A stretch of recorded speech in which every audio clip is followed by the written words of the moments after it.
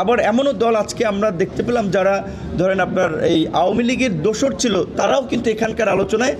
বিভিন্ন দলের প্রধানদের মারফতে তদবির করে এখানে এসেছে। পার্টি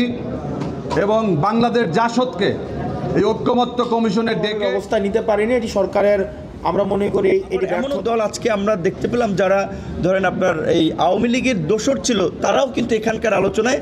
বিভিন্ন দলের প্রধানদের মারফতে তদবির করে এখানে এসেছে। এই বিষয়টি নিয়ে আমরা আজকে প্রশ্ন তুলেছি এবং এই বিষয়ে পরবর্তী মিটিংয়ে এই বিষয়ে আমরা একটা সমাধান চাবো যে যারা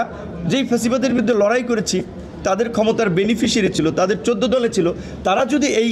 আলোচনায় থাকে এখানে আসে, এটা এই জুলাইয়ের প্রতি অবমাননা, শহীদদের সাথে বেইমানি, এইটার বিষয়ে আমরা কম্প্রোমাইজ করবো না। নেক্সট মিটিং থেকে এটার বিষয়ে আমাদের একটা জোর অবস্থা নিতে পারেনি, এটি সরকারের আমরা মনে করি এটি ব্যর্থতা। সরকারের এই জায়গায় শুরুতেই সরকারের এই জায়গায় যারা আওয়ামী লীগকে ফেসিবাদী আওয়ামী লীগ হতে সহযোগিতা করেছে তাদের বিরুদ্ধে আগে এই ব্যবস্থা নেওয়া উচিত ছিল। তো শুধুমাত্র যে আজকের ঐক্যমত্য কমিশনের বিষয়টি এমন নয়, আমরা রাষ্ট্রের বিভিন্ন স্তরে আমরা দেখতে পাচ্ছি যে ফেসিবাদী যে এলিমেন্টসগুলোর কিন্তু সরব উপস্থিতি, সেটা মিডিয়াও কিন্তু এর ব্যতিক্রম নয়। জাকের পার্টি এবং বাংলাদেশ জাসদকে এই ঐক্যমত্য কমিশনের ডেকে ঐক্যমত্য কমিশনের যেই স্পিরিট,